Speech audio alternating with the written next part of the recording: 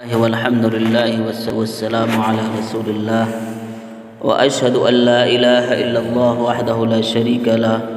وأشهد أن محمدا عبده ورسوله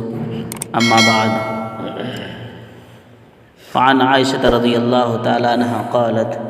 قال رسول الله صلى الله عليه وسلم لو يعلم الناس ما في صلاة العشاء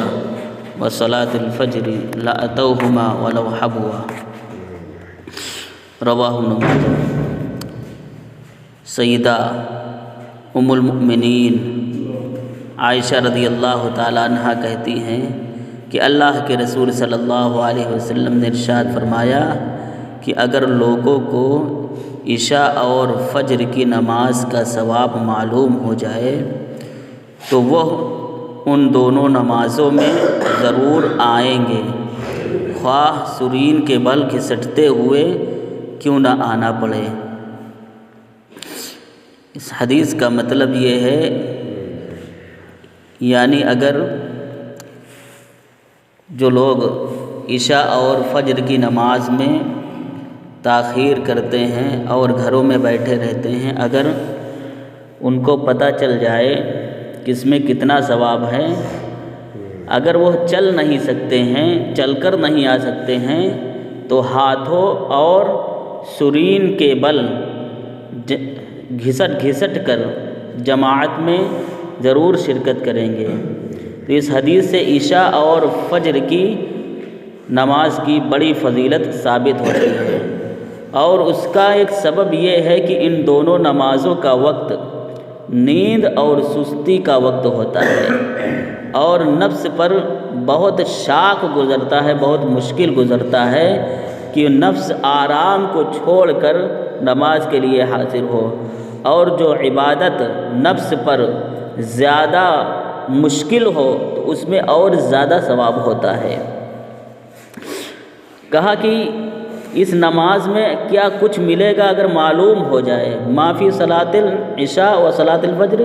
کہ اس نماز میں کیا ملے گا، تو اس سے مراد کہ اس نماز میں، ان دونوں نمازوں میں ثواب بہت زیادہ ہے، اور ان دونوں نمازوں میں بہت زیادہ برکت ہے، اور یہ برکت اور رحمتیں صرف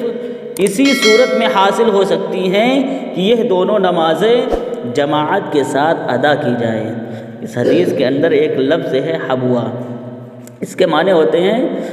ہاتھوں کے سہارے سے چلنا، یا گھٹنوں پر یا سرین کے بل گھسٹ کر آنا۔ مطلب یہ ہے کہ اگر لوگوں کو ان نمازوں کی اہمیت کا اندازہ ہو جائے تو کما حقہ، جیسا ان نمازوں کا حق ہے ویسے ہی وہ ان نمازوں کا حق ادا کریں گے، اور غیر حاضر نہیں رہیں گے ان نمازوں سے، خواہ مسجد تک آنے میں کتنی ہی تکلیف اور مشقت اور مصیبتوں کا سامنا کیوں نہ کرنا پڑے، مگر عشاء کی اور فجر کی نماز میں وہ ضرور آئیں گے۔ سیدنا ابو ہریرہ رضی اللہ تعالیٰ عنہ بیان کرتے ہیں کہ اللہ کے رسول صلی اللہ علیہ وسلم نے ارشاد فرمایا کہ منافقین پر سب سے زیادہ جو بوجھ نماز ہے وہ فجر کی نماز ہے اور عشاء کی نماز ہے۔ اگر ان دونوں نمازوں کے بارے میں ان لوگوں کو معلوم ہو جائے کہ کتنا ثواب ملے گا، تو یہ لوگ گھسٹ کر، سرین کے بل گھسٹ کر ان نمازوں میں آئیں گے۔ اگر اللہ کے رسول صلی اللہ علیہ وسلم نے کہا کہ میں نے ارادہ کیا تھا کہ میں کسی شخص کو اذان دینے کا حکم دوں اور وہ اقامت کہے، پھر کسی آدمی کو یہ حکم دوں کہ وہ نماز پڑھائے، میں لوگوں کے گھروں کو چلا جاؤں اور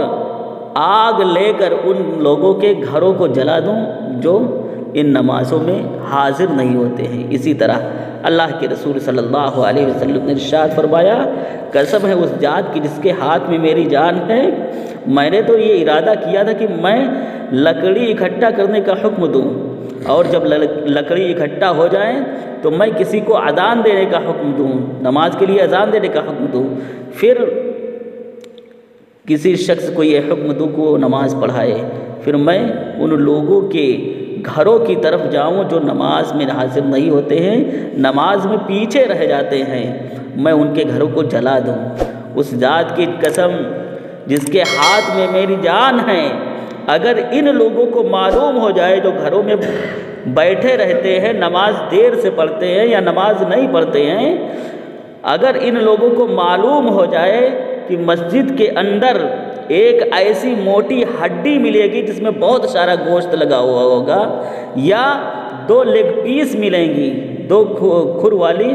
2 رانیں ملیں گی، لیگ پیس ملیں گی، اگر لوگوں کو معلوم ہو جائے اور بہترین لیگ پیس ملیں گے تو یہ عشاء کی نماز میں ضرور حاضر ہوں گے، یہ سب سے پہلے حاضر ہوں گے عشاء کی نماز میں۔ تو یہ عشاء کی نماز کی فضیلت ہے کہ عشاء کی نماز اور فجر کی نماز میں ثواب بہت زیادہ ہے، اس لیے ہمیں چاہیے کہ ہم عشاء کی نماز اور فجر کی نماز کی زیادہ تاکید کریں، کیونکہ یہ سستی کا وقت ہوتا ہے، کاہلی کا وقت ہوتا ہے، آرام کا وقت ہوتا ہے، اور مصیبت اور مشقت